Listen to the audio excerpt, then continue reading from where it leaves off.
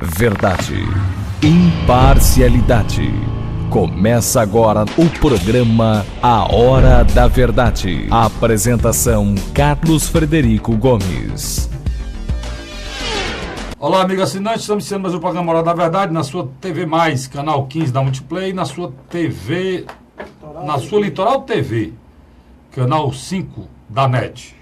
Olha, eu estou impressionado com... Eu já tinha sentido isso, na realidade, né? Mas a pesquisa, ela é um instrumento que comprova, muitas vezes, o nosso sentimento. Outras vezes são distorcidas, né? E diz uma coisa que a gente não sente. Mas eu já tinha notado isso, e você também notou isso, com certeza. O Brasil está diferente. O Brasil está... Nós estamos hoje iniciando a Copa do Mundo, praticamente, né? E... iniciando a Copa do Mundo, você não nota movimento numa cidade como Fortaleza, a quinta capital do país. Você vê vendedores de bandeira, de chaveiro, daquelas fitinhas, daquelas cornetas, desesperados sem conseguir vender nada. Você não vê para você haver um carro com a bandeira, é a coisa mais difícil do mundo. Isso, nos anos anteriores, nas Copas que eu acompanho, né, da minha idade, eu que tenho 53 anos, várias Copas eu já acompanhei. Isso de 74 para cá, que aqui as Copas do Mundo que eu me lembro, foi a primeira vez. O desinteresse total do brasileiro em relação ao destino da seleção brasileira e o interesse pelo futebol. O brasileiro está mais interessado no Campeonato Brasileiro, da Série A, da Série B, da Série C, de acordo com o seu time, do que com a própria Copa do Mundo. É estranho, mas é explicável? Altamente explicável. Primeiro que o futebol sempre foi entrelaçado, sempre foi muito usado pela política. Coincidentemente, não sei se vocês já notaram, mas é importante notar, esse ano é ano de eleição e é ano de Copa do Mundo. As metáforas feitas usando o futebol no discurso dos políticos são comuns. O próprio governo, a própria ditadura, o golpe militar que antecedeu esse período democrático que a gente vive, o golpe militar usou a Copa do Mundo de 70, né, como uma maneira de uma válvula de escape do orgulho e do civismo e do respeito, do amor ao Brasil e o esquecimento do povo brasileiro do momento de falta de liberdade que a gente vivia com a ditadura. Então o futebol e a política andam junto. Eu me lembro demais, na Copa do Mundo que o Brasil foi campeão, o discurso dos deputados, do candidato a governador, candidato a senador, falando em Romário, Bebeto. Eu sou Romário, você é o Bebeto, a gente tabela junto, a gente vai fazer um Brasil melhor. Depois da Copa, todo mundo surfando na onda, né, da Copa do Mundo, político surfando na onda da Copa do Mundo. Eu acho que o brasileiro identificou isso. Identificou de uma forma muito ruim. Por quê? Porque ele teve que sofrer para identificar isso. Ele não foi capaz de entender isso de uma forma natural. Meu pai dizia que o jovem é igual prego, só entra na parede levando na cabeça. E parece que o nosso povo brasileiro é assim. Ele, em vez de entender que as pessoas usavam a política, ele teve que sofrer. Ele viu o eufemismo criado pelo governo Lula. O Brasil tinha uma Copa do Mundo, o Brasil ia ter uma Olimpíada, o Brasil grande, vitorioso, olhado pelo mundo todo. Aí a justiça divina veio e veio 7-1. Porque na realidade o Brasil estava amargo e derrotado como aquele 7-1. E muita gente não sabia. Muita gente pensava que a gente era o auge, era o melhor time, ia ser campeão, era o melhor país. E o 7-1 foi um retrato fiel, sabe? Revelado da situação brasileira. É o que a gente vive hoje. É impressionante isso. Isso veio na minha cabeça agora de uma forma espetacular, esse paralelo feito entre a situação que a gente vive hoje, depois do impeachment, depois de tanto sofrimento, de tanta corrupção, de tanta desgraça, de tanta violência, de tanto abandono, de tanta humilhação de um povo sofrido que não tem direito a nada, que é exatamente o amargo que você sentiu, que eu senti em cada gol que a Alemanha fazia, e o nosso orgulho, o nosso respeito, o nosso amor às cores brasileiras iam murchando, diminuindo, e a gente ia ficando miúdo, pequeno, diante daquela tragédia imensa que era ver a humilhação que um povo inteiro dentro de casa sofria através da bola. Mas aquilo nada mais era do que o nosso fiel retrato. Se eu pudesse dizer, mas eu não vou falar em Deus, mas se eu puder dizer, era Deus mostrando, Deus, que está acima de tudo e de todos, e é mais importante que todos nós juntos, e é quem me faz falar aqui para você, e você talvez está me ouvindo, mas aquele 7-1 era dizendo assim: acorda, povo brasileiro. A real situação de vocês é essa. Retira o orgulho, retira essa empáfia de ser os melhores, sem ser. Na realidade, o 7-1 deveria ter servido para a gente melhorar a nossa capacidade de entendimento do que está acontecendo, o nosso respeito à cidadania, o nosso amor ao próximo, a nossa capacidade de escolher pessoas de bem para nos liderar e para nos governar. Tudo isso é preciso ser exercitado. E pode ser que essa Copa do Mundo traga de lá, pelo menos, uma maneira diferente de se fazer futebol. E pode ser que a gente aprenda uma maneira diferente de fazer política. Quem lidera a seleção hoje é o avesso do que liderava antes. Né? Não que o Filipão fosse mau caráter, mas o Tite, ele não é um bom caráter, ele é um homem honesto. E só veio dirigir a seleção porque nós entramos num buraco total depois do 7-1, e a gente não ia nem se classificar para a Rússia, e ele foi chamado porque não tinha outro jeito. Entregaram a ele, salva, e ele salvou. Terminou a preparação dele com 3 derrotas, ou com 1 derrota, 3 empates e 17 vitórias. Né? Está em 10 jogos e não toma um gol essa seleção. Mas o povo não empolga, porque tem medo. Né? E eu acho até bom não empolgar mesmo. Quem manobra a nossa mente está desesperado. Globo, Bandeirantes, todas essas, por incrível que pareça, essas poucas televisões a nível nacional que tomam conta desse país, são 5 famílias, elas estão desesperadas porque o brasileiro não se empolga. Não se empolga. Pode até ser que venha se empolgar, mas não se empolga. Mas você já sabe os motivos, eu coloquei aqui. E eu acho que o futebol que sempre nos engabelou, os 7-1, nos trouxe a realidade da vida. O futebol que sempre nos enganou de uma maneira fantasiosa, nos levou a pensar que a gente era coisa, a gente nunca foi. Dessa vez ele nos trouxe a realidade e talvez fez com que a gente passe a ter um crescimento, né, um crescimento espiritual e até como cidadão que a gente merece já há muito tempo e não tem. Pedir a Deus e dê tudo certo. E se a gente ganhar a Copa, que a gente ganhe a Copa, venha para cá e com o mesmo sentimento vá para a eleição com um pensamento de uma seleção humilde, correta, honesta, com lideranças sérias, como é a liderança do Tite. Uma vez eu fiz no meu blog, para encerrar, dizer isso aqui, que o Brasil precisava, na presidência brasileira, uma pessoa com o caráter do Tite. Uma pessoa que procura falar o que pensa, com um caráter definido como um homem de bem, um cara sério, provado na vida, pela idade que tem, já 56 anos, 58 anos, e uma pessoa com honestidade de princípio. É o que o Brasil precisava. Mas, infelizmente, o Tite não é candidato a presidente. Pode até ser que seja, se a gente trouxer o caneco. Duvido não, porque é tão frágil hoje as nossas lideranças e pode ser que isso aconteça. Pode, Luiz? Pode. Sem dúvida. Pode, porque quando ele terminar ainda não houve as convenções, né? Exatamente.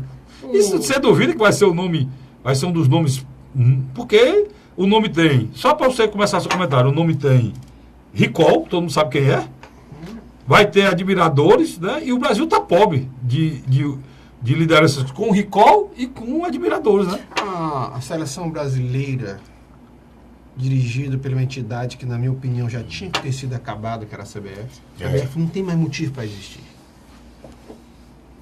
A CBF é um antro de ladrões. Rapaz, eu acho que você falou a palavra certa mesmo. É um antro de ladrões.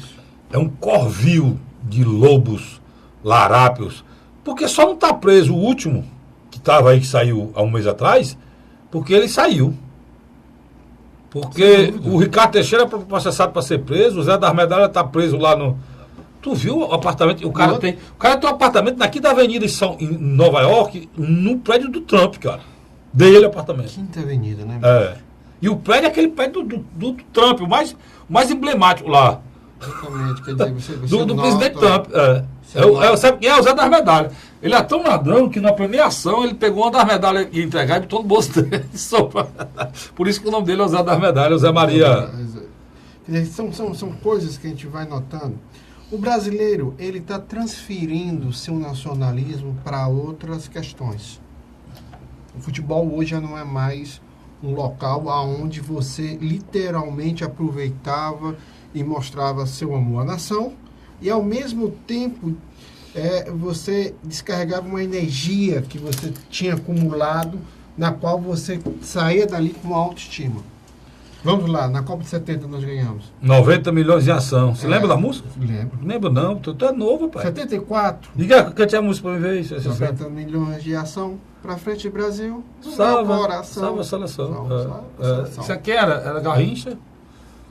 Garrincha não, mano. Não, Garrincha só jogou 72. Era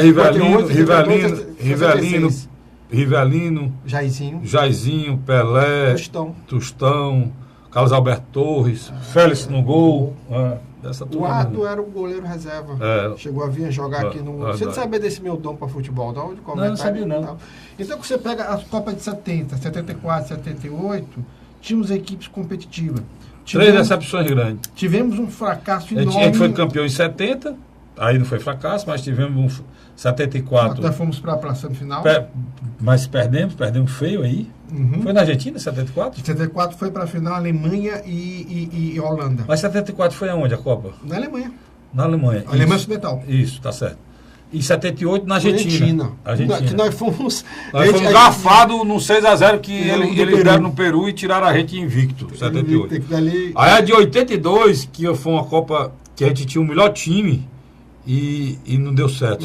Mas nós pegamos uma chave que era... Nós pegamos um cruzamento com a Itália, que foi campeão daquela Copa, com a Argentina, que tinha sido a campeã da Copa passada, e o Brasil, Maradona bem novinho. Mas a gente tinha, sabe quem? Isso aí 78, tá falando? Não, 82. 82 a gente nós tinha... pegamos uma chave, depois da primeira fase, fomos para a segunda fase. Segunda fase, os grupos eram formados por 3 times. O Brasil pegou na mesma chave Argentina e Itália. Mas a gente saiu bem. A gente não perdeu nenhum jogo naquela Copa. Perdeu para a Itália. 3-2. No pênalti. Não, na Itália, 3-2. O Paulo Rossi fez 3 gols. Em 86 foi que nós fomos... E o Paulo Rossi tirou a gente... O Paulo Rossi... Em 86 nós fomos desclassificados nos pênaltis. E praticamente, Luiz, são os mesmos... Era o mesmo time, né? Até o treinador Tele Santana. Era o mesmo time. Nós estamos falando de Zico, Sócrates... Falcão, Éder... Com aquela potência no chute, né? Nós estamos falando de... O goleiro de 82 era o Valdir Pérez. E o de 86 foi o Carlos, que na hora do pênalti bateu na trave e voltou e bateu nas costas dele e entrou. Aí, e o Zico, durante a partida... Nós estamos falando do Zico. O Zico perdeu um pênalti. Nós estamos falando do Júnior, lateral Júnior. Nós estamos falando de uma seleção espetacular, cara. Eram jogadores, Falcão, Sócrates. Já a Copa de Zico. 90 foi um desastre com o Lazzaroni. Aí total. Nós perdemos para a Argentina por 1-0. Gol do Canidia. O Brasil passou, nessa questão de futebol, com a experiência de ser campeão, o Brasil passou de 70, né? Só lembrando, Luiz. A 74, 4 anos. A 78, 8 anos. 8 anos. A 82...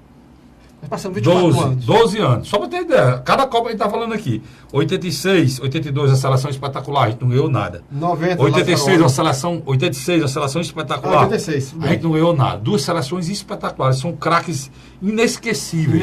Memoráveis. Fizeram jogos... Olha, tem gol do Brasil. Nenhuma seleção atual, nem anterior, conseguiu fazer e que eles fizeram. Verdadeiras pinturas, mas não ganhamos nada.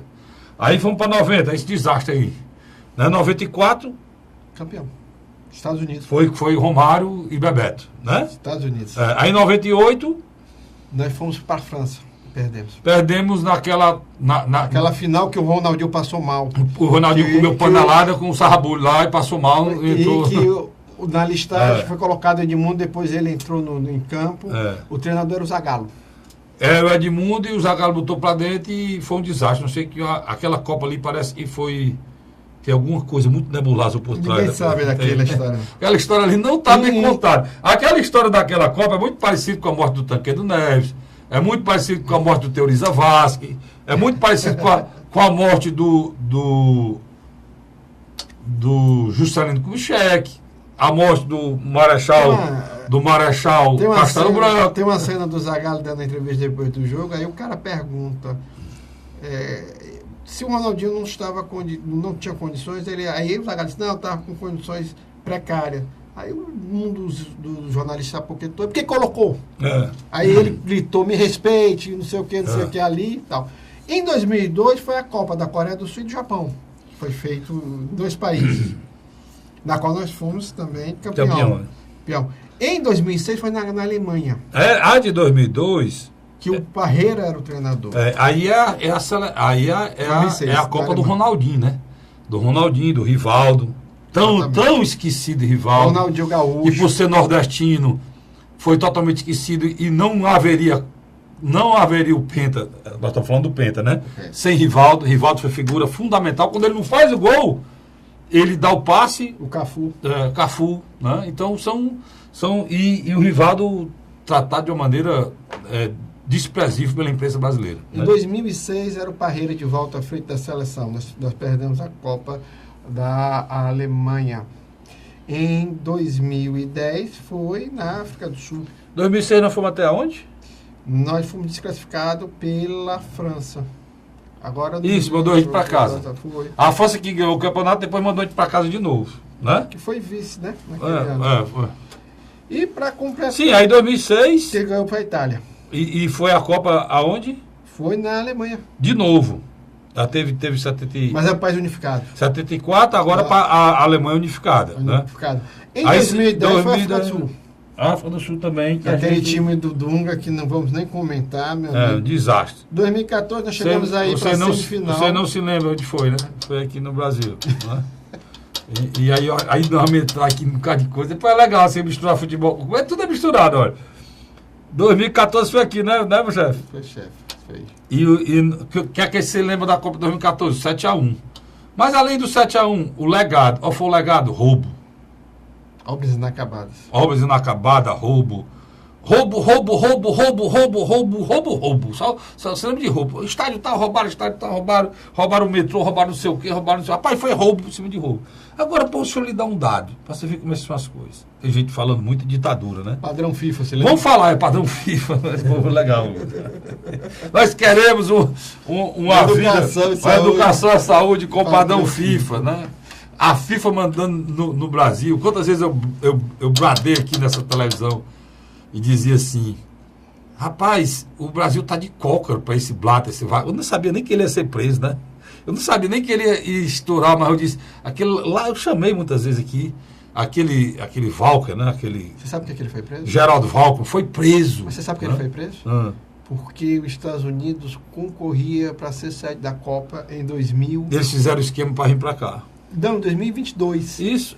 Aí tiraram a Copa dos Estados Unidos. E foi pro Catar. Aí os americanos deram E agora eles estão com medo e já confirmaram 2026. Será que a gente ainda faz esse programa em 2026? Pode ser que te fizer para idoso, né? O momento do idoso, aí nós estamos fazendo aqui o programa 2026. Em 2026 está confirmado que a Copa será a Copa da América do Norte, para ser bem exato, né? A América do Norte que é composta pelo México, pelos Estados Unidos e Canadá. A Copa será nesses 3 países. Interessante. Como já houve a Copa, e você falou, Coreia e Japão. 2002. E eu acho espetacular isso. Como o Luiz acha interessante, eu acho espetacular. Por quê? Você pode fazer uma Copa na América Central. Na América Central são vários países, Costa Rica, Nicarágua, Cuba, Costa Rica, Nicarágua. Me ajuda aí, meu chefe. Eu não sou. Você falou os principais. Eu não sou o da Atena, não, mas me ajuda aí. Panamá. Pois é, então, a América Central. E aqui a Copa do Brasil, em vez de ter sido aqui, poderia ter sido feito Brasil, Argentina e Uruguai. São 3 times campeões do mundo. E vários estados, estruturas. Teria tido uma fiscalização maior, porque eram 3 países envolvidos. O que é que aconteceu aqui que é importante a gente falar, antes de eu ir para o break? E nós estamos falando aqui de Copa do Mundo porque o clima é esse. Porque o que é que aconteceu aqui que eu estou fazendo um paralelo e estou impressionado. O estádio mais caro no Brasil foi o estádio Mané Garrincha, em Brasília. O segundo mais caro foi o Maracanã. Nenhum desses estádios tem um preço de um estádio lá da Rússia. Tem um estádio lá, eu não sei se é em São Petersburgo, ou é lá onde o Brasil vai jogar, em Sochi, ou é em Moscou, não sei, que ele custou 2 bilhões e 700 milhões, né? Transformado aqui. E não tem o denúncio de nada, meu chefe, lá. Mas só entre nós. Por quê? Porque o Putin manda e acabou. E aí isso é ditadura. Aí lá é uma pseudo tem um roubo, tem um esquema, todo mundo leva. Lá deve ter sido um roubo desgraçado nesses estádios. Deve ter sido comparado com o roubo daqui. Aqui bateram carteira. E quem vai falar? Ninguém, mano. Porque lá é uma ditadura, pô.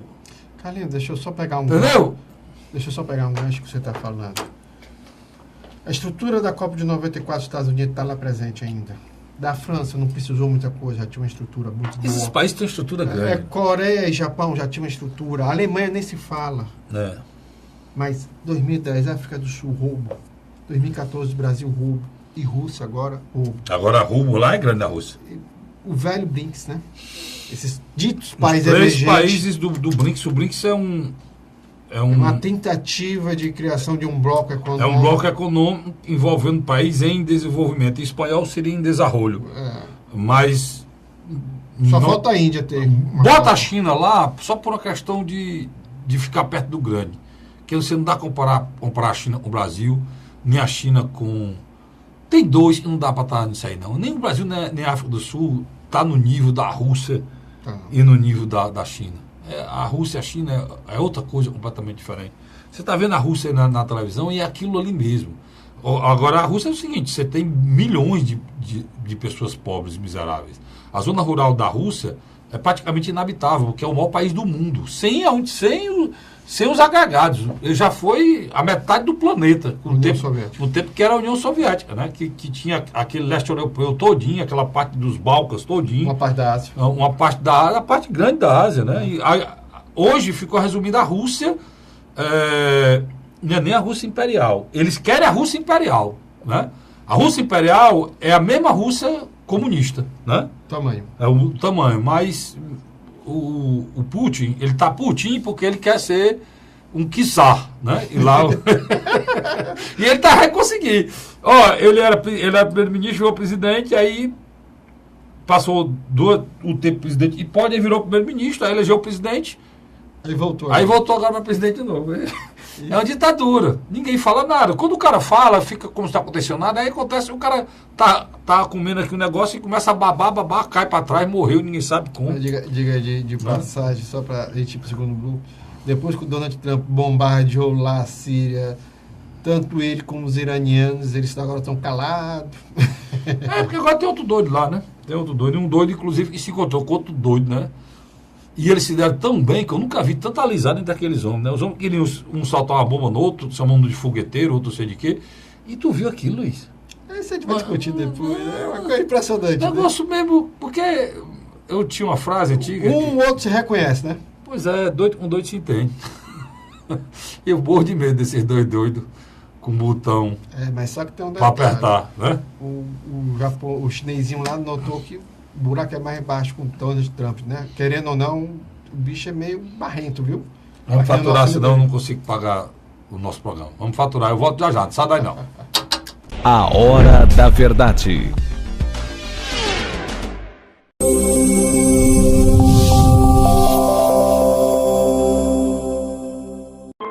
A Assembleia Legislativa começou a campanha Ceará Sem Drogas. A discussão vai ser levada para todo o estado, prevenindo a população e buscando soluções para resolver o problema. Participe da campanha. Juntos ficamos mais fortes para combater essa verdadeira tragédia que destrói famílias, futuro e muitas vezes a própria vida. Ceará Sem Drogas, uma luta de todos nós. Assembleia Legislativa do Estado do Ceará. José de Arimateia, Uruoca. acordo 8 horas, 9 horas, aí carrego o carro e vou lá pegar água. Aí sai distribuindo os comércios. Estrada dessa, ó, para gosto de você andar, ó. Você não gasta pneu, tem economia no bolso e anda rápido. Sertanejo pega uma estrada boa, fica feliz, fica contente. Assim como o trecho que liga Uruoca a Martinópole, o governo do Ceará está fazendo mais de 1.000 quilômetros de estradas mais importantes da vida de muita gente. Governo do Ceará.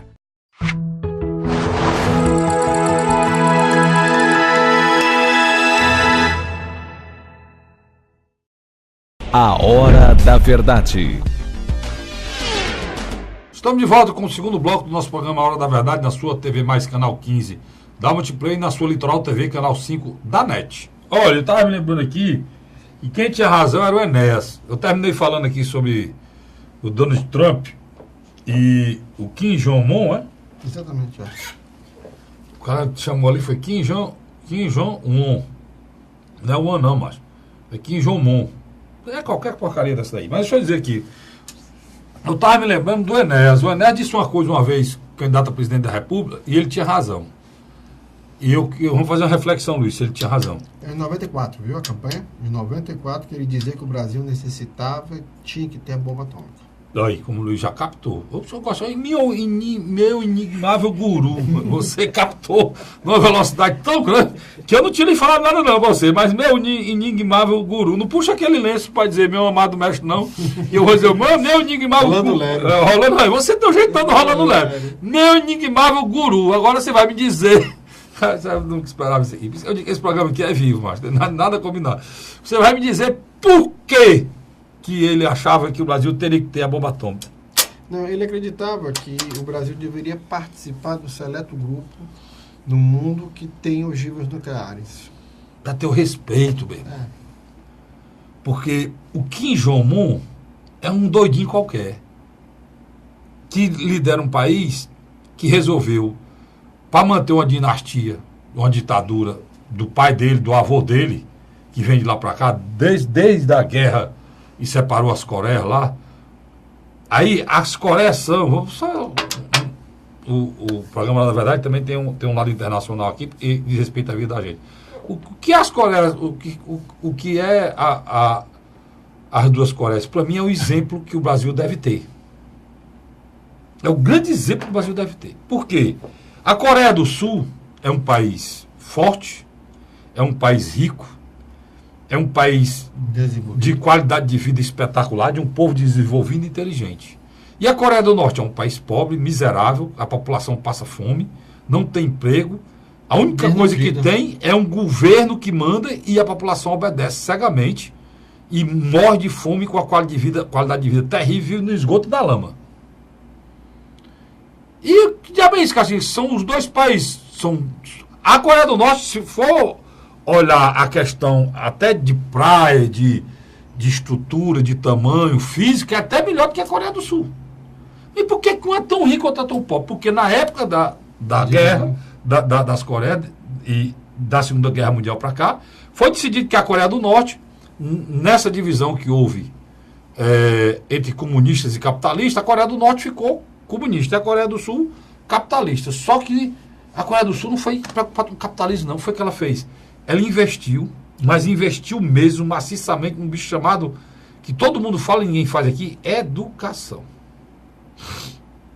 A Coreia do Norte, frente do Brasil, não é o celeiro do mundo, não tem petróleo, não tem água, como a gente tem aqui, que a gente é a fonte d'água do planeta. A gente é o celeiro do mundo em termos de alimentação. Tudo que o mundo precisa a gente tem aqui. A gente nem tem o pré-sal, nem tem a maior floresta do mundo, nem tem a maior biodiversidade do mundo, nem é produtora de ouro, não tem nada. Mas ela tem um povo e um governo sério, que investiu em educação, Luiz. E a Coreia do Norte hoje é uma das maiores potências do mundo. Coreia do Sul. Ou a Coreia do Sul, uma das maiores potências do mundo, que investiu em educação e deu certo. Aí a prova que eu estou falando para vocês, estou puxando para o Brasil agora, Luiz. Nos anos 70 nós tínhamos um nível cultural similares, Brasil e Coreia do Sul. E hoje você vê a diferença. A diferença. Hoje... A Samsung é uma marca pronto, tá aqui. Ó. Nós não temos uma marca a nível mundial produzida no Brasil. E tudo que você pensar de tecnologia no planeta, tecnologia de ponta, que são as maiores indústrias do mundo, ou tecnologia de um aparelho como, por exemplo, os iPhones, os iPads como o do Luiz, um iPhone aqui como o meu, muitos deles são montados na Coreia. A maioria é montada na Coreia, apesar de ser uma marca americana.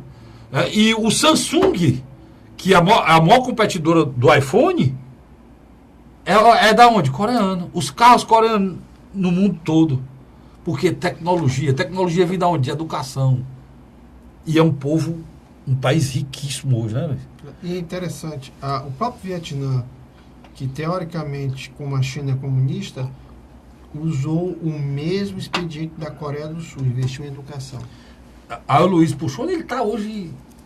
O Luiz puxou, sabe o que? Os tigres asiáticos chamados. Né? Os novos emergentes, né? Os tigres asiáticos emergentes como o Vietnã. E o que é? Por que está dizendo tudo isso? Que nós temos a ver com isso tudo, cara. Tudo. Nós estamos num ano de eleição. O caminho para a gente, para o meu neto, para o seu neto viver num país melhor, é educação, cara. Aí eu vou aqui para o meu estado. E combate à corrupção. O estado do Ceará, isso é fundamental. Lá na Coreia do Sul, a presidente da Coreia do Sul renunciou por um... Ela foi impeachmentada. Uma amiga dela desenvolveu o processo de corrupção e ela foi conivente. Tráfico de influência. Agora, e onde é que ela está? Ela é candidata ao Senado como a Dilma? Não, ela está presa, bicho. Ela está presa. Desde o dia que ela foi afastada, que ela está presa e continua presa. E acho que ela vai apodrecer na cadeia. Na Coreia, são mais de 40 anos de condenação. Na Coreia e no Japão é muito comum, quando o político é pego roubando, ele se suicidar. Por que isso, Luiz? Porque lá tem a questão ética, moral. A população, né? Não. O corrupto em si, cara. Também. Aquilo é uma degradação moral tão grande para ele que ele não consegue mais viver. Porque é uma vergonha para a família, porque isso lá é fundamental. Orgulho, não orgulho pedante. Um dia desse eu fui para um restaurante aqui. Tá dizendo o nome do restaurante, não tem problema não. Quando foi no restaurante, reconciliar. O nome do restaurante é o Feijão Verde ali na... Conhece, Luiz? Conheço. Ali na João Cordeiro. A carne espetacular. Rapaz, tem uma carne solar e tem um filé, uma picanha suína espetacular. O feijão verde espetacular. Tudo muito bom. Você vê geladíssimo, mas o garçom importante, pedante, arrogante, que você não tem condição de ficar. A mão de obra, né? Entendeu? Desqualificado. É o que eu estou dizendo. O orgulho lá é um orgulho de ser um cidadão, de ser um homem de bem. É como os samurais, que eles se matavam, não por serem fracos, mas por serem fortes, quando a honra deles era atingida. Então, é o que falta a esse país. Por que a gente não é... Aí a gente tem... Aí o que é que a gente tem? Tem tudo, né, Luiz? Que eles não têm. Tudo. A gente tem ouro, ferro, níquel. Nós temos aquele... Nós temos o maior... Aquele que é usado no computador... O nome é aquele minério é o... Nós temos um minério tão raro lá em Roraima... É isso mesmo. Com uma confusão muito grande. O mundo todinho está de olho em relação a Roraima. Ao Brasil todo, que ele é presente no Brasil todo. Nós temos minérios fundamentais hoje para a tecnologia. Nós somos o maior produtor de carne, nós somos o maior produtor de carne bovina, nós somos o maior produtor de aves, nós somos o maior produtor de café, nós somos peixe. O maior produtor de laranja, nós somos o maior produtor, um dos maiores produtores de cacau do mundo. Nós não fazemos o maior chocolate, mas produzimos o cacau para os outros fazerem. Nós somos o maior produtor de soja. Nós somos o maior produtor de milho. Nós somos os maiores produtores de açúcar, da cana-de-açúcar e álcool do planeta. Se eu for falar aqui, mas nós somos nada. Porque nós vendemos boi dentro de navio, irmão. Em vez da gente vender a carne enlatada, a gente vende o boi dentro do navio. Você lembra daquele navio que afundou no Pará? Que ia ser exportado, não sei quantos boi dentro, apodreceu o Pará todo, quantos boi eram? 5 mil boi dentro, apodreceu, inclusive o rio está com um problema ambiental até hoje. Então, nós somos um pobre país comandado por corruptos. Rico país comandado por corruptos. Uma pobre classe política, na grande realidade. E você nota que a eleição de 2018 entrou num paradigma muito interessante. Você tem um candidato praticamente no segundo turno, pode até cometer erros e não ir, mas eu acho que nesse momento o Jair Messias Bolsonaro está lá. E do outro, um bloco tentando se formar para se tornar o anti-Jair Messias Bolsonaro, que eu acho que nesse momento Ciro Gomes talvez seja essa liderança. Mas está difícil. Só para encerrar esse papo aí, eu vou, esse papo que o Luiz está puxando aqui, o Ceará hoje fez esse trabalho e foi feito na Coreia. O Ceará hoje faz esse trabalho. Um estado da federação que faz o trabalho de investimento na educação. E os nossos resultados apareceram em 10 anos. Hoje o Ceará, de 100 escolas, o Ceará, 70 melhores são do Ceará. Das 10 melhores, 7 são do Ceará. Né? Se você tem ideia do tamanho disso aí. As melhores escolas do Brasil estão no Ceará. Né? E isso foi fruto de um trabalho do Cid, que sucedeu o Camilo e está terminando. Você imagina se isso for continuado. Agora, deixa né? só... Agora, por quê? Porque a educação, né, Luiz? Ela requer continuidade. Ela requer um trabalho de Estado. Isso foi feito na Coreia. Deixa eu dar só um... Agora, só onde está sendo feito isso no Brasil? Só aqui no estado de Ceará. Mas vamos dar um mérito, né? O Tássio e o Lúcio Alcântara deixaram uma base boa. Indiscutivelmente. Não, o trabalho mais... Mas Luiz, toda a metodologia... O Cid. Toda a metodologia, toda mudança... Toda mudança feita... Aí me perdoe. Toda mudança feita na educação do estado de Ceará foi feita pela atual vice-governadora hoje do estado, Isolda Sela, e iniciou isso quando o Cid era prefeito de Sobral. Sem dúvida, sem dúvida. E o que é que o Cid fez? O Cid entendeu que uma criança na quinta série, se eu digo que eu conversei com ele prefeito de Sobral, uma criança na quinta série, ela não sabia de nada, porque ela não foi alfabetizada como deveria. Interessante isso, é verdade. Então, não adiantava você melhorar o ensino na frente, porque atrás não prestava. Então, ele fez correto. A alfabetização na idade certa. Programa de alfabetização na idade certa, que era o PAIC. E ele criou, para os municípios, Luiz, um incentivo. Quem atingisse a meta pelo Estado colocada, porque a educação infantil é uma obrigação dos municípios, tá, Luiz? Ele dava um incentivo no ICM. Ou seja, o município gastava e nem recebia mais. E isso pegou no estado do Ceará como um todo. E a meta é chegar no verde escuro. Era um verde bem escuro. Aí eles iam classificando pela cor. Verdinho claro, a meta é escurecendo até chegar no verde escuro. E eles conseguiram. Esse programa foi que levou o Cid a ser o quê? Ministro da Educação. Pronto. E o mesmo programa foi instituído a nível nacional, já o Cid fora do Ministério, parece, continuaram lá o programa, né? Porque o Cid chamou um ladrão de ladrão, chamou um vagabundo de vagabundo, que era o Cunha, e a dona Dilma, em vez de ficar do lado dele, demitiu ele, porque criou problema para ela. Porque ele disse a verdade. Isso é o Brasil, né? É. E o Cid teve a coragem de dizer isso no Roda Viva. E eu fiquei feliz, até Ciro, eu sei que às vezes tu me assiste, e eu vou dizer, cara, quero te parabenizar, porque o teu irmão, o Cid, não teve coragem de dizer isso e tu disse.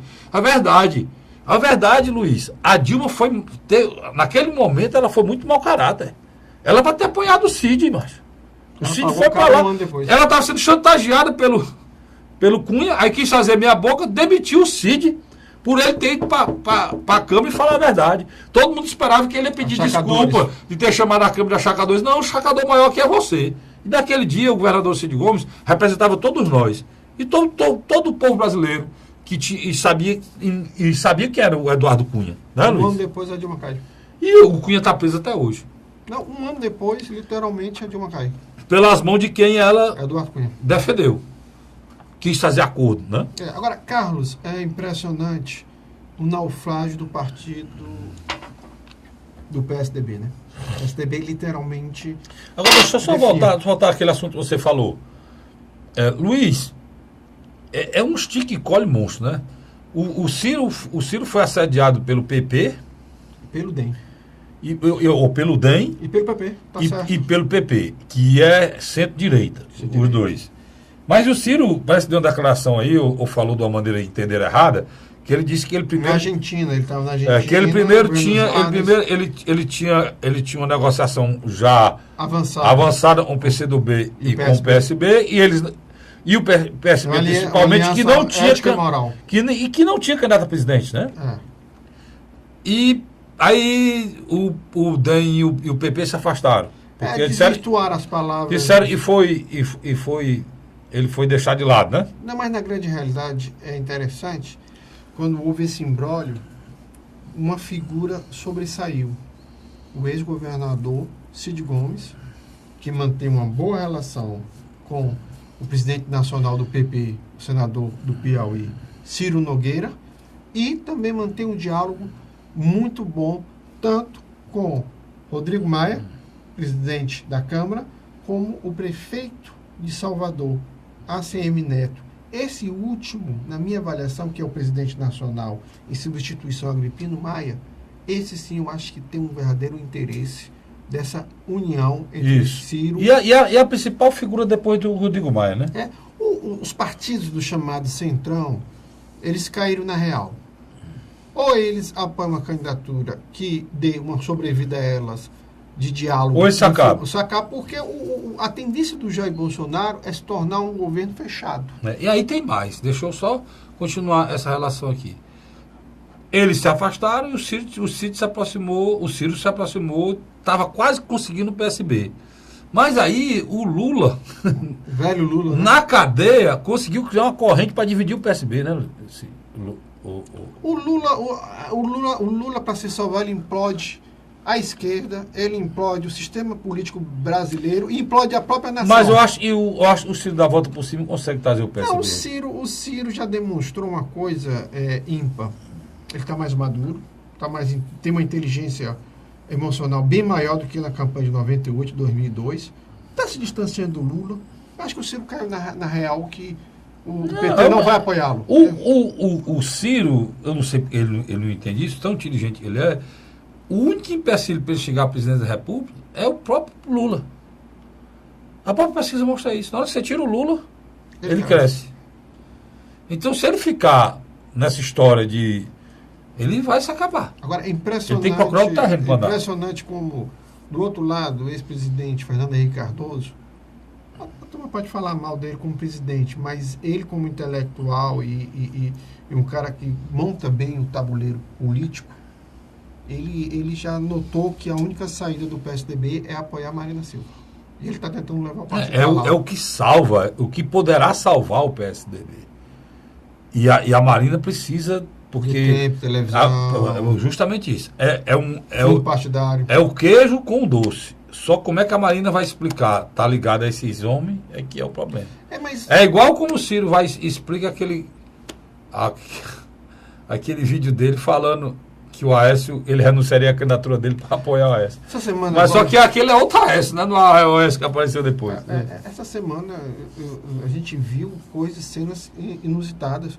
Um Geraldo Alckmin partindo para um debate aberto com o Bolsonaro. E o Bolsonaro olhou para ele e disse, por favor, cresça 2 dígitos para vir discutir comigo. Quer dizer, o Geraldo Alckmin não precisa fazer esse papel. E o Geraldo Alckmin precisa botar uma coisa na cabeça dele. O espaço que outrora, que era o discurso da moralidade, da ética antipetista, era o PSDB que defendia. O PSDB hoje é um partido tão sujo como o Partido dos Trabalhadores. Ou mais. E um eleitor que outrora votava nos candidatos tucano para não votar no PT, estão indo para Jair Bolsonaro. E um detalhe, até os eleitores ultraliberais que defendem um Estado mínimo em função da indicação por Jair Bolsonaro da sua área econômica, do economista Paulo Guedes, também estão indo. Partidos como o Novo... o que ele não tem a segurança, aí é uma coisa que eu avalio, viu, Luiz? Não, fique à vontade. É que o Jair Bolsonaro, ele não tem primeira experiência para governar o Brasil. É uma coisa que tem que ser aprofundada, discutida. E quem vê a política como deve ser vista, ele se preocupa com isso. Outra coisa também a experiência necessária para conduzir esse país, principalmente nessa área econômica, que é muito complicado. Na minha avaliação, só tem 2 candidaturas que têm esse perfil hoje, e eu acho que você vai concordar comigo. Ciro Ferreira Gomes, vamos já para outro bloco, e Álvaro Dias. E no outro bloco eu vou falar de uma coisa que eu não acreditei. Pensei até em lançar o Luiz candidato a presidente, ou eu ir. Rapaz, eu vi entrevista do ex-ministro da Fazenda. Henrique Meirelles. Rapaz, que coisa horrível, cara. Tá perdido, né? Perdido, o homem não sabe de nada desse país, não sabe nem que país ele era ministro. Rapaz, a coisa mais triste que eu já ouvi na minha vida foi aquela entrevista. Um homem que anda de helicóptero? O homem não sabe de nada, não sabe quem é esse país, não sabe quem são as pessoas, não sabe quais são os problemas do país, não sabe dizer qual é o país, qual é o sentimento do país, qual é o pensamento. Rapaz, não sabe de nada. E ele passou 1 hora mais, sei lá, 2 horas no programa e só falou abobrinha, só besteira. E mentiu o tempo todo. Dizendo que ia disputar o segundo turno. Não sei aonde é esse lugar que ele vai disputar esse segundo turno. Mas vamos para um rápido intervalo. Eu volto já falando aí da questão das eleições presidenciais, também das eleições para o governo do estado do Ceará. Sai daí não, volto já. A Hora da Verdade.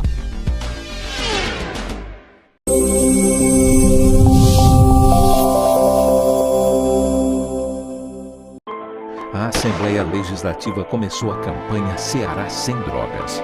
A discussão vai ser levada para todo o estado, prevenindo a população e buscando soluções para resolver o problema. Participe da campanha.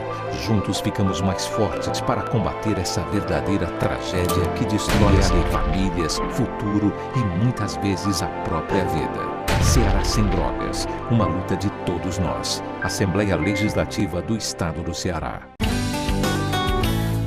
José de Arimanteia, Uruoca. Acordo 8 horas, 9 horas, aí carrego o carro e vou lá pegar água. Aí sai distribuindo os comércios. Estrada dessa, paga gosto de você andar. Você não gasta pneu, tem economia no bolso e anda rápido. Sertanejo pega uma estrada boa, fica feliz, fica contente. Assim como o trecho que liga Uruoca a Martinópole, o governo do Ceará está fazendo mais de 1.000 quilômetros de estradas mais importantes da vida de muita gente. Governo do Ceará.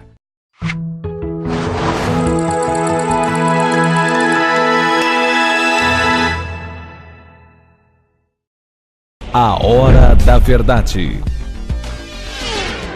Estamos de volta agora com o terceiro e último bloco do programa A Hora da Verdade, na sua TV Litoral, canal 5 da NET, mais da TV Mais, canal 15 da Multiplay. E o Luiz, tu diz uma coisa só pra nós aí, só pra nós dois aí. Tu acha a Marina aqui fraca? Só pra nós aqui, sem... Fala baixo pra negar não ouvir.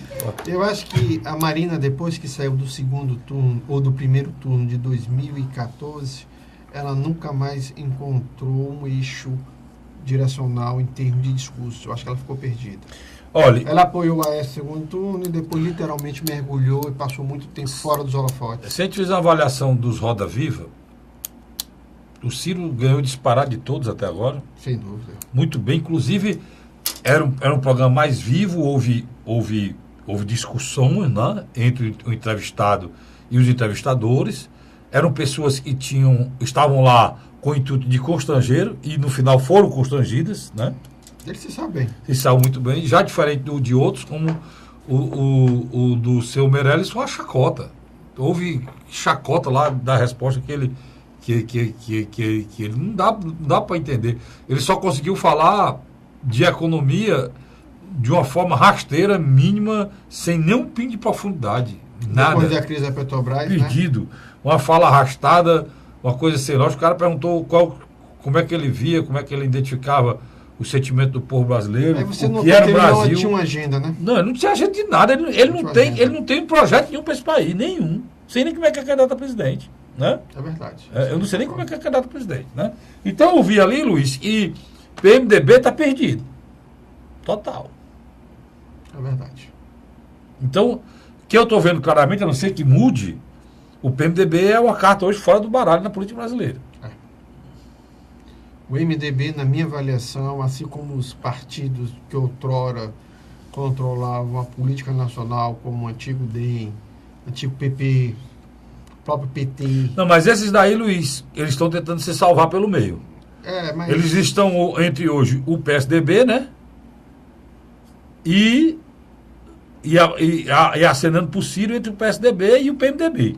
A única solução para essas criaturas, eu não sei se essa seria a solução, era se unir em torno de uma candidatura do Geraldo Alckmin, porque com a Marina eles não irão. O próprio Alves diz. Mas você está dizendo que a Marina está indo para o PSDB, então não vai caber Centrão aí. Mas é porque é o seguinte, Carlos Frederico. Existe um problema da Marina contra o agronegócio, você sabe, né? Mas tem um detalhe aí que você precisa compreender. O Fernando Henrique Cardoso já identificou que a Marina tem um eleitor chamado evangélico. Ela tem. Ela tem uma parte do eleitor evangélico que se identifica com ela, com a história de vida dela, que é moderado. Que é muito bonita a história de vida da Marina. Que é moderado, que às vezes se assusta com o discurso do Geraldo Alckmin em determinadas áreas. É um cara mais polido, isso é a grande realidade. Então, o que acontece? Se a Marina não se viabilizar, que o Fernando Henrique Cardoso enxergou esse eleitorado moderado, por osmose, vai para o Bolsonaro. Fecha os olhos. Porque tem determinados discursos radicais do Bolsonaro que ele não aceita, vamos ser bem mas claro. por outro motivo de discussões ética e moral, há uma identificação. O Ciro, na minha avaliação, vai ser um herdeiro natural de uns partidos que outrora faziam parte do Centrão, que vão tentar sobreviver já no primeiro turno. No meu caso do DEM e do PP. E as pessoas estão hoje apostando no Lula, iriam para onde, ó? Porque o maior beneficiado da não candidatura do Lula é o Ciro. Inclusive porque os votos do Lula, a maioria deles são aonde? No Nordeste. A Gleice Hoffmann leu uma carta do Lula defendendo a candidatura da Cátia Abreu em Tocantins. Qual foi a colocação da Cátia Abreu? Mas não, mas eu estou falando isso não. Não estou dizendo. Entenda o que eu estou querendo dizer, meu nobre guru. Presta atenção. É isso que eu quero dizer. O Lula tem, pela pesquisa Datafolha, por sinal que é muito duvidosa, o Lula tem 30%, não é isso? Não é isso? Mas na estimulada só tem 10. Bom, e que já é uma amostra... Desculpa, na espontânea só tem 10. Que já é uma amostra que ele está mais fraco hoje na espontânea até que o Bolsonaro. O Bolsonaro continua com 12 pontos percentuais na espontânea. Mas o que acontece? Na Datafolha. Que eu acho que o Bolsonaro tem mais na... Quem é que vota no Lula? É a esquerda ideológica brasileira? Uma parte sim. Uma parte sim. Mas quem é que vota no Lula mesmo? 90% é o povão. É o povo mais pobre que foi beneficiado no governo dele, que não tá nem aí, não é que não esteja nem aí, não tem esse sentimento ético, moral, de entender que o Lula fez o que não era para ter feito. Eles não estão nem aí. O que eles querem é que ele volte para eles passarem a ter o que eles tinham antes. Eles têm uma boa lembrança do Lula. Eles têm uma boa lembrança. Pois é, o que eu estou querendo dizer. Que eles querem que ele volte para eles passarem a ter um país que eles tinham antes. Ou seja, poder comprar um carro, poder comprar uma casa, minha vida, poder pegar um avião, poder comer melhor, poder sobreviver. Que eles pensam, na realidade, Luiz, eles pensam que aquilo ali foi o Lula que fez. Eles não sabem, não entendem, e não tem como... A complexidade, né, do processo. A complexidade do processo, que foi um momento que o mundo viveu, que o Brasil tinha coisas que o mundo queria. E o mundo crescia. E precisava das coisas que o Brasil tinha. Mas o Lula tinha... E aí a gente colocou para morrer. E o Lula foi fundamental que colocou para morrer. O Lula exportou aço, mandou petróleo, mandou soja, que todo mundo queria, e tacou dinheiro para a soja aumentar, tacou dinheiro para fazer mais plataforma na Petrobras, para aumentar o pré-sal, incentivou a siderúrgica, o BNDES botou dinheiro para tudo que é canto. JBS que eu diga, né? JBS que eu diga. O Marcelo Odebrecht também. Colocou uma estrutura violenta aí, e muito dinheiro no mercado, emprestando dinheiro a todo mundo, aposentado fez empréstimo 10 vezes, por aí vai. Né? Então, esse estado de desenvolvimento e de crescimento, o Brasil não viveu mais. E eles pensam que é o Lula e vai trazer. Agora, Luiz, tem outra coisa, cara, que eu estou impressionado, eu queria falar no final. Antes da gente encerrar, eu quero falar do Camilo ainda, da história do Lula. Por isso eu quero puxar o Lula aqui agora. A gente já falou de todos. O Lula, cara, o PT quer submeter o Brasil a essa... Lógica perversa. Não, a esse destino cruel, cara. É a lógica perversa, né? De o Brasil ter um candidato que não pode ser eleito, não e aceito, né? se for eleito não pode tomar posse. Se tomar posse, como é aquela frase? Né? Porque o que é que eu estou querendo dizer? Como é que o maior partido do Brasil governou esse país, Luiz? Como é que o partido colocou agora a Gleice Hoffmann dizendo que os governadores vão ter que votar no presidente Lula, mesmo ele preso, ele será candidato. Como é que se faz isso? Aí vem a história pro Camilo. Inclusive eu peguei uma entrevista com um deputado, deputado presidente do partido atualmente, do partido atualmente, o Moisés Braz, e eu estou até com a entrevista aqui, e o deputado disse claramente, olha, não teve nenhuma discussão dessa no PT ainda. Não é ponto passivo. A Gleice Hoffmann se acha, e o que ela determina é dizer, não houve discussão ainda no partido, né? O Moisés é um homem sensato. É. Eu vi a entrevista dele no Diário Nordeste. Isso. Achei ele muito. Tem aqui, não adianta botar aqui só o áudio, mas tem aqui a entrevista dele, é muito. E eu achei um detalhe interessante. Ele não embarcou, não. A turma da Luziane quis botar areia na fogueira e tal, e eu acho que ele foi muito feliz. Porque, rapaz, olha. Ele disse claramente que não tem nenhuma elaboração a nível nacional. E outra coisa, ele compreende que Camilo está lá pela força de Cid e Ciro Gomes. Não, o que o PT fez para eleger? Que foi que o PT fez e o Lula fez para eleger o Camilo, mano? A Dilma e o Lula nem pisaram aqui, né? Pisaram nem aqui. É verdade. Esse é o fato. Quem elegeu o Camilo foi o PDT e o PDT não. Na época, o PROS. Né? Não, vamos ser. O Ferreira Gomes foi quem elegeu o Camilo. Né? Hoje não. O Camilo hoje, se for eleito, é por mérito próprio do trabalho dele. Já tem construiu, né? Construiu um grande bloco. Ele está construindo a maior coligação na história do Ceará. Né? Tem gente... Nem a União pelo Ceará foi tão grande. Agora deixa eu chegar no ponto. Como é que você pode aceitar um partido como um Partido dos Trabalhadores colocar o Brasil num impasse desse, cara? Vamos supor aqui, nós temos que supor isso. Vamos supor que o Lula seja eleito. Luiz. O Lula foi eleito e fizeram um arranjo aí jurídico para que ele tomasse posse. Ou um rearranjo, né? Não, sei lá, fizeram arranjo. Mas o que é que acontece? O arranjo jurídico pode arranjar para ele tomar posse. Mas esse arranjo não vai... Sentença não muda. Não muda, a não ser que mude na terceira instância. Está na segunda instância. Mas ele já está condenado. Ele está condenado a 12 anos de cadeia, Luiz. Condenado. Já está cumprindo. Né? Ele está cumprindo a cadeia, condenado a 12 anos de cadeia. Cumprindo. Como é que você elege um presidente da República condenado e cumprindo, puxando cadeia? Não, ele vai estar no regime semiaberto. Tudo perfeito. Aí ele vai para o Palácio Planalto à noite e vai dormir aonde? Qual lugar que ele vai dormir? Quando ele viajar... Quando ele sair daqui do Brasil e viajar para... Botar para Bolívia. Botar para Bolívia. É mais perto que da Bolívia. Aonde é a cadeia que ele vai dormir, Luiz? Para cumprir o regime semiaberto. Mas isso é uma loucura, cara.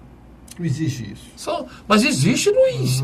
Olha, foi colocado primeira página do jornal hoje, essa semana, que o Camilo Santana tinha que votar nesse candidato, com esse perfil para esse país. Um país que está numa crise que nós estamos vivendo. As pessoas, o PT, inclusive, está brincando com o que pode acontecer no país. Não, nós estamos na trincheira do povo mais pobre, perfeito. Foi lance do Paulo Paim. Homem de bem. Homem sério não é, Luiz? É um Paulo Paim. Que está pagando agora na campanha para a reeleição dele, está pagando um preço muito caro por estar no PT. Mas provavelmente ele e a Ana Amélia vão renovar o mandato. Mas pela qualidade do Paulo Paim dele. Depois bote o Camilo Santana para presidente, ó. Estou dizendo, são políticos. Que tem os melhores índices que qualquer governador hoje do país não tem, ele tem. Em tudo que você olhar, na educação, até mesmo na saúde, na questão de endividamento do Estado, na questão de capacidade de investimentos. O Ceará é o Estado que mais investe no Brasil, mais do que todos. Nós vamos pagar a primeira parcela do 13º. Nós estamos injetando agora, Prefeitura de Fortaleza, governo do Estado, 1 bilhão e 700 milhões na economia desse mês. Um Estado pobre. Agora deixa eu só... Agora, você insistir, Luiz, porque isso me revolta. Deixa eu só fazer um elogio aqui, se permite. Pois não. indiscutivelmente o trabalho de Camilo, junto com o senador Eunício de Oliveira, tem dado resultados positivos nos municípios e no estado como um todo. É importante frisar isso. Não, o Eunício... Tem sido importante. O Eunício destravou recursos que eram para vir para o estado de Ceará e foram travados pelo Michel Temer. O fato é esse. O Eunício não arranjou nem um tostão a mais para o estado de Ceará, não. Não é? Ele inventou tostão a mais, ele foi responsável por destravar convênios e recursos que já estavam certos para vir para o Ceará, que depois que a Dilma saiu não vieram, né, Luiz? Exatamente. Inclusive VLT, metrô e outras coisas. Então isso é importante. Louvável, não, é importante você falar um fato que é a realidade. Só que eu acho que isso deveria ser feito de forma natural. Tudo bem. Não precisar de política para fazer isso, não. Né? Agora, é um problema sério, porque o Eunício é do PMDB, o Ciro tem um problema sério com o PMDB, eles não querem arriscar isso a nível nacional para não desgastar o Ciro, né, Luiz? E eu não sei como é que vai ser feita essa lista. Essa equação, né? Mas ele sempre arranja engenharia. Tem um cara que é engenheiro, que é muito bonito, chamado Cid Gomes. E ele vai arranjar um jeito aí de fazer essa engenharia. Eu já sei até qual é o caminho, né? Foi o caminho usado naquela época da Patrícia, né, Luiz? A Patrícia saiu na chapa do PDT e PPS e PTB, na qual havia duas candidaturas, que era da Cláudio Brilhante e do Pedro Albuquerque. E a Patrícia saiu como única candidata ao Senado. Do outro lado, você tinha a candidatura do Luiz Alcântara, que não lançou os dois candidatos ao Senado, que eram duas vagas, só lançou Tasso Gereissati. Não, o que pode acontecer é algo semelhante. É o PDT lançar um candidato só ao Senado, que seria Cid Gomes, e um outro bloco liderado pelo outro MDB. Bloco pelo PMDB, que já são 4 ou 5 partidos, né, Luiz? Lançaria só um candidato ao Senado. E apoiaria seria, sem fazer coligação. Mas apoiaria o Camilo Santana. Apoiaria o Camilo Santana. E ficaria livre para apoiar outro candidato a presidente, né, Luiz? Exatamente. Quer dizer, a política tem dessas coisas, né, meu amigo? Mas é isso. Mas vamos aguardar. Tem muita coisa para a gente discutir durante a Copa do Mundo e depois da Copa do Mundo. Porque esse ano é ano de eleição. Com Copa do Mundo. É um ano complicado. Mas né? Eu vou assistir o jogo. Vai? Eu vou assistir o jogo. Eu vou. Luiz, obrigado, cara. Obrigado pela presença. Obrigado você, assinante, pelo carinho. Obrigado pela audiência. Eu volto na próxima semana, se Deus quiser. Tá lá.